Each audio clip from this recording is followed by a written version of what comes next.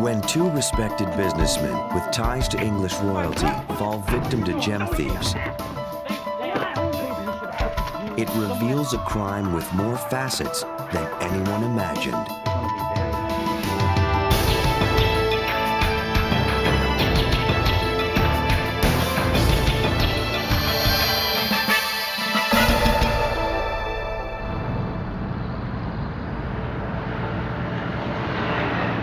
New York City is a place where fortunes have been made and lost.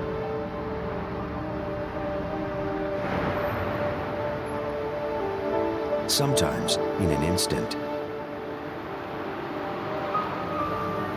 On March 2nd, 1990, the front desk at New York's posh Halloran House Hotel received a frantic call for help. Right up here. Hotel security. Two guests in room 1207 had been tied up and robbed at gunpoint. Their assailant had fired his gun at them before ransacking the room safe. The victims, Darius Guppy and Benedict Marsh, were devastated. As the proprietors of a fledgling gem business, they'd flown all the way from London to New York to sell their entire inventory. They had stored $4.5 million worth of rubies, sapphires, and emeralds in their room safe. Millions of dollars, 1.8 million in there. And now, those jewels were gone. They didn't get the clothes, they got the jewels. Are the police coming? Yes, they are. They're around.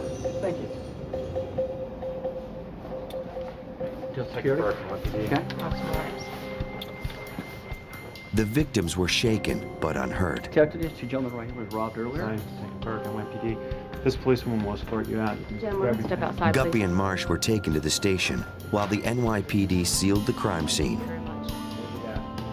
Detective, earlier I came in here approximately about 10 minutes ago. First gentleman was laid down, face down to the bed. Also, detective, a hotel clerk did use A pillow that appeared to have been used to muffle the sound of the shot lay next to the bed. Despite a thorough search of the crime scene, New York police came away empty-handed. The only fingerprints belonged to the victims.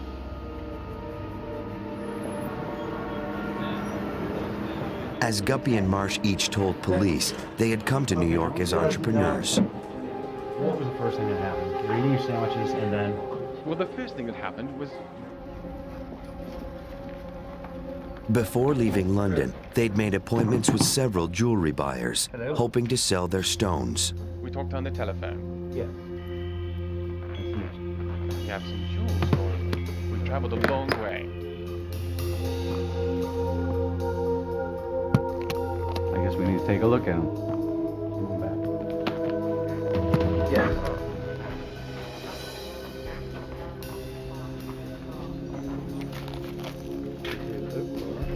Marvelous stones they are, rarest in India. The buyers were respectful, and the meetings were friendly.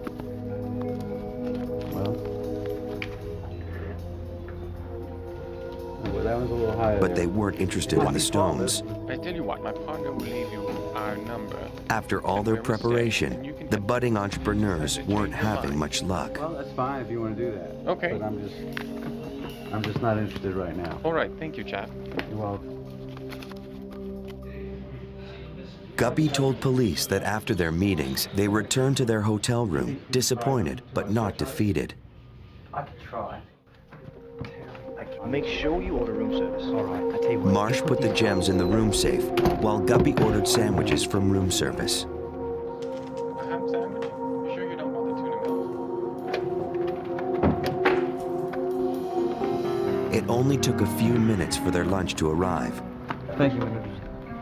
After that, the pair kicked back to enjoy their meal and regroup. Just then, they heard another knock at the door.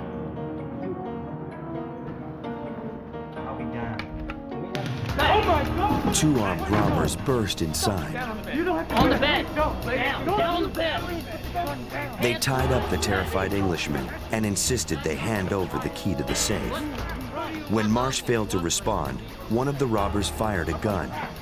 The shot barely missed his head. Up. Now. getting up. The gunman once again demanded the keys to the safe. The frightened jewel merchants told the robbers where the key was.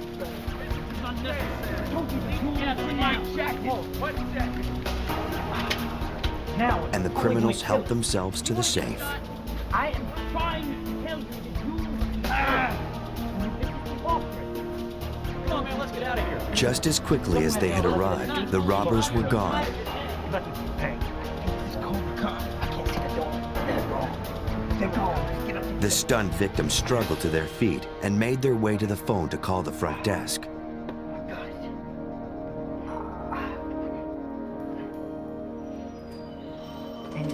In retrospect, do you think it was advisable? Detective Raymond Burke investigated the case. He knocked on the door and said it was the bell. I call this a push-in robbery. And a push-in robbery is just that. You'll get pushed into your residence, in this case, a hotel room. 1990 was a high crime time for New York City. We had a lot of street robberies, including a lot of street robberies of jewel merchants. Never a push-in into a hotel room or to a residence of a jewel merchant. So that was very unusual. Police theorized that Guppy and Marsh had been targeted. Someone must have known they had the gems and followed them back to their hotel. The NYPD created a sketch of one of the robbers from the victim's description. For the time being, it was all they had to go on.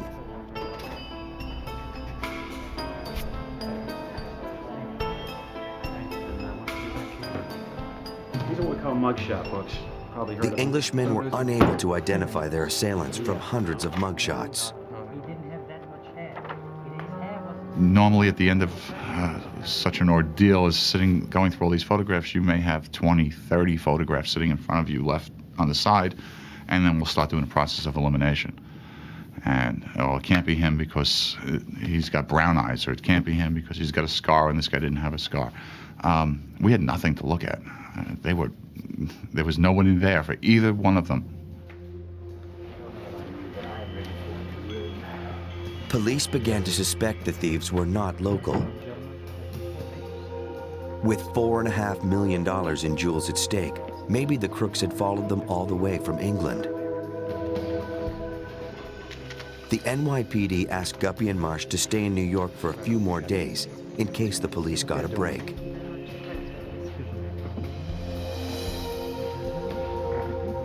But the initial investigation yielded few clues.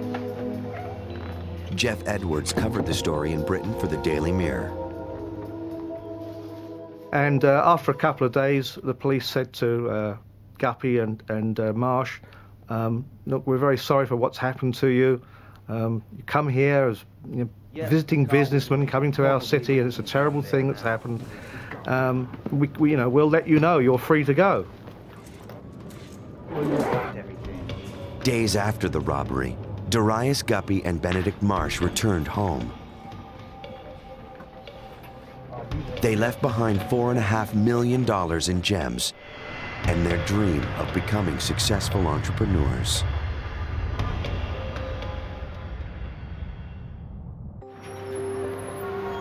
In New York, the search for the two men who stole $4.5 million from Benedict Marsh and Darius Guppy continued.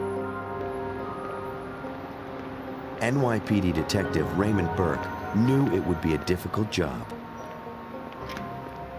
After they leave, you have the great sigh of relief that your complainants have finally left, the office anyway. You can go back to work, and in this case, that's going back over your crime scene photographs. That's looking at your evidence, and that's documenting the interviews that you've already done, and that's going out to figure out what other interviews still have to be done.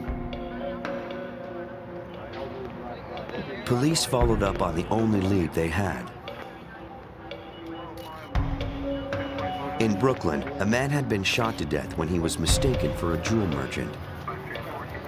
Police thought Guppy and Marsh might have been victims of this same robber. If so, they were lucky to be alive.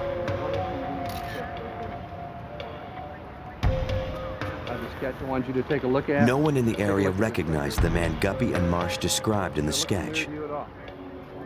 Police had very little to work with, but Burke remained confident the missing gems would lead them to the thieves. This was going to break eventually. You don't steal $4.5 million and nobody hears about it again. Those gemstones had to be sold. They were going to pop up somewhere, or somebody was going to get arrested and he was going to immediately give up his buddy. And that's the way most cases break. Detectives tried to force a break by visiting the gem buyers Marsh and Guppy met with prior to the robbery. Probably heard about. Yep. This composite sketch None was put recognized the together sketch of the by a couple of suspect, victims. but they did remember the victims. The thing about this is it was Most jewelers remembered them coming in, showing some stones, weren't interested. Nothing that stood out too much except for one jeweler who remembered them because they were British, and he didn't deal with many British merchants. Back in England, Darius Guppy and Benedict Marsh tried to get their company back on its feet. Although their entire inventory of gemstones had been stolen, they were insured through Lloyd's of London. Mr. Schwartz said it was relatively important to call him back. Normally, an insurance company won't pay out an insurance claim immediately. They want to see how the investigation progresses in case of fraud. In this case, Lloyd's told me they would pay out immediately to Guppy and Marsh because of who they were. I asked who they were, and they replied, well, Darius Guppy is very well known in England, socialite, explained his great-grandfather was the explorer who discovered the fish, and that Marsh's father was an extremely wealthy man in Great Britain. Darius's great-grandfather discovered the fish that now bears his family name.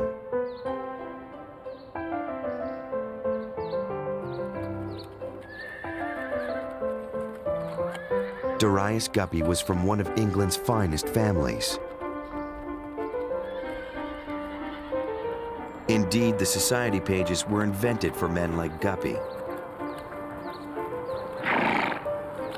He came from a respected British lineage and had more than a passing acquaintance with Lady Diana. In his days at Eton, he'd become good friends with her brother, Charles Spencer. Jeff Edwards covered the royals for the Daily Mirror. He had been the best man to Earl Spencer, the brother of the Princess of Wales, at his wedding. So he'd come very much into the public limelight because of that event. He was one of the top 1% of British society. He was a true, almost a blue blood. He was somebody who you would have expected to be a captain of industry, a member of Parliament, possibly a member of the House of Lords. But instead, Darius chose to make a name for himself and start a business with his good friend Benedict Marsh, a business that had nearly been destroyed by a New York robbery. Months later, things were starting to look up. Their insurers had paid their claim in record time, and their business was back in the black. Guppy and Marsh felt optimistic for the first time in months. They had no idea of the trouble that lay ahead. 1 year after Darius Guppy and his partner were robbed in a New York hotel room, the case would take a bizarre turn. In March 1991, Scotland Yard detectives arrested a man named Peter Risdon in an unrelated gem theft. All right then, Peter Risdon. Desperate to negotiate a reduced sentence, Risdon promised to tell them an interesting story. What sort of men were they? You say they were businessmen? So he said to the detectives, look, can I cut a deal here? If I tell you about something else that I know about, that I was involved in, something very serious, maybe I can get the charges dropped to lesser ones, or can get some help here. So the police said, well, what is it you want to tell us? Risdon told police he ran a spy store that specialized in counter-surveillance equipment, miniature cameras, and custom-built cases to conceal documents. London. What are you saying exactly, Mr. Risden? In 1988, two men walked into his store, Hey, boys. Darius Guppy and Benedict Marsh. At the time, India outlawed the importing of gold.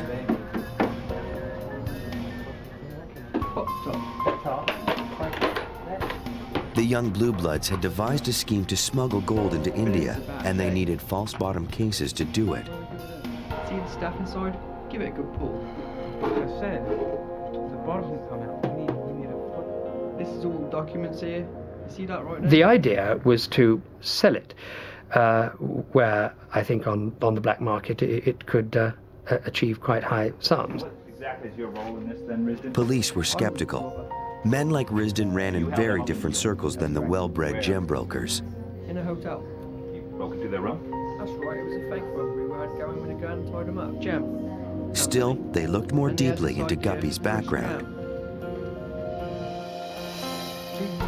When Guppy started his gem dealing business, he knew almost nothing about gems. What you bought a gin earlier, sir? Yesterday, maybe? His father had lost a great deal of money in a bad business deal, and Guppy was desperate to find a way to make his own fortune.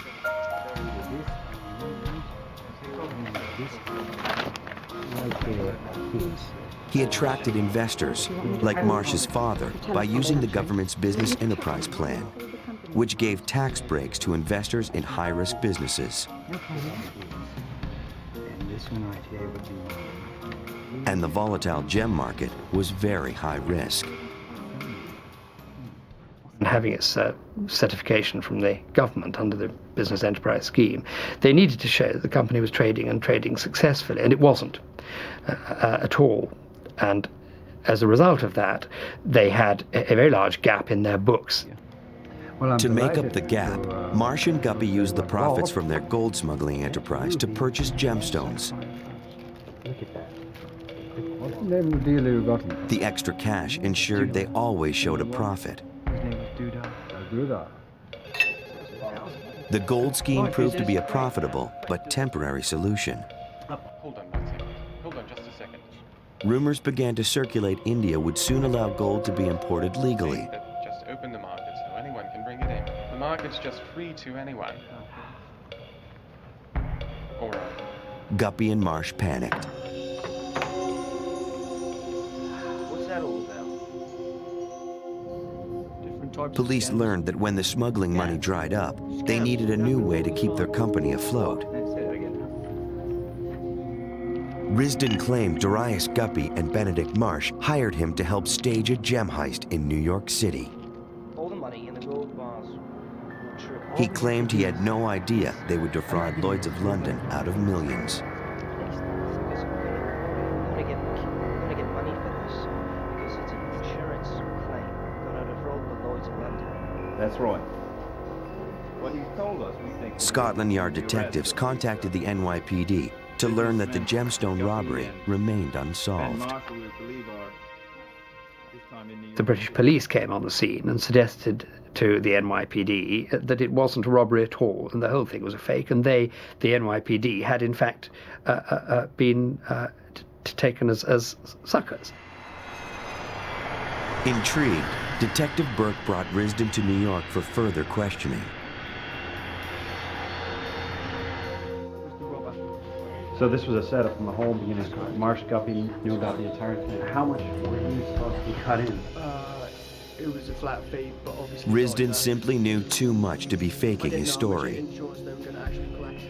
Now, Scotland Yard, although having privy to some of the information on the case, hadn't actually gone through our case, our reports or our documents, even our photographs. And so prior to anyone giving Risden information, I sat him down and asked him exactly what happened, what he stated happened, and to describe things. And he went in complete detail, down to the color of the bedspreads in that room. Do you think you could find this lake again? I could try. It seemed he was telling the truth. I suppose. Police now knew the details of the entire scheme. Not only was the robbery bogus, so were half the gems. Forged paperwork turned costume jewels into million-dollar gemstones. Based on the fraudulent appraisals and Guppy's family reputation, Lloyd's of London insured them heavily. Yes, he is. After arriving in New York, Guppy and Marsh met with the Fifth Avenue gem buyers. All right.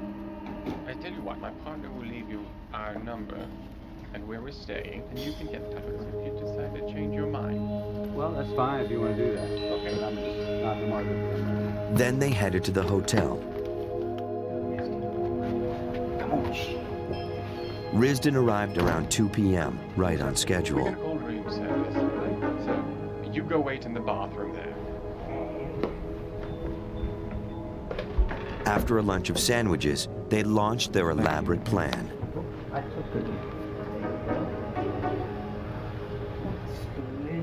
Risden could have simply tied them up and staged the robbery, but Guppy insisted that the whole charade be performed from start to finish. Make sure you have the gun hidden. They staged the room as a play, and they acted out the play, and it was a brilliant thing to do.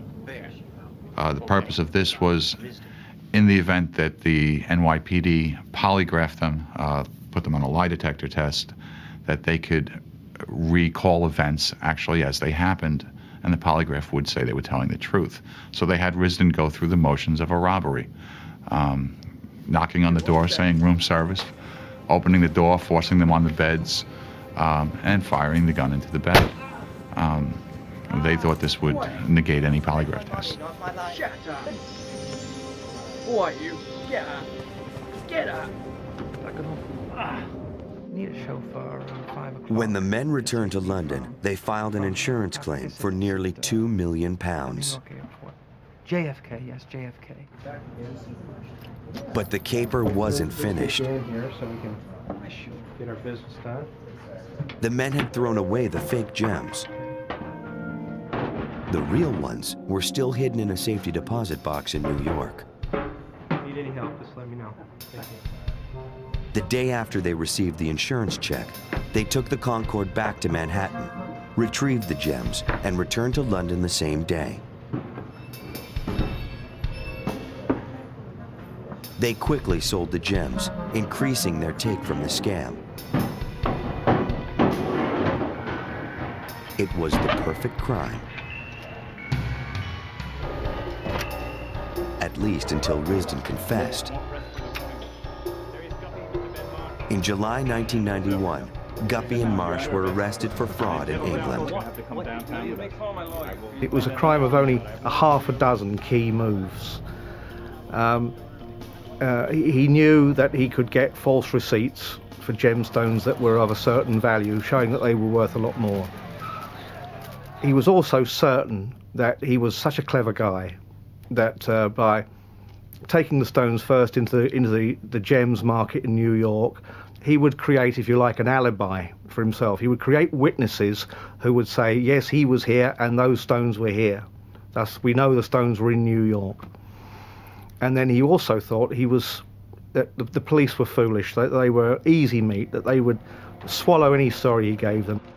On March 25, 1993, Darius Guppy and Benedict Marsh were sentenced to 5 years for fraud. Marsh was released in 1995 after serving only 2 years.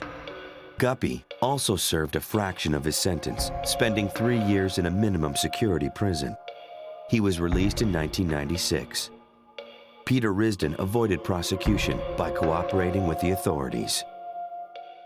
These were two young men who were not professional criminals at all. They were ambitious young men who longed for adventure and on the wrong side of the tracks.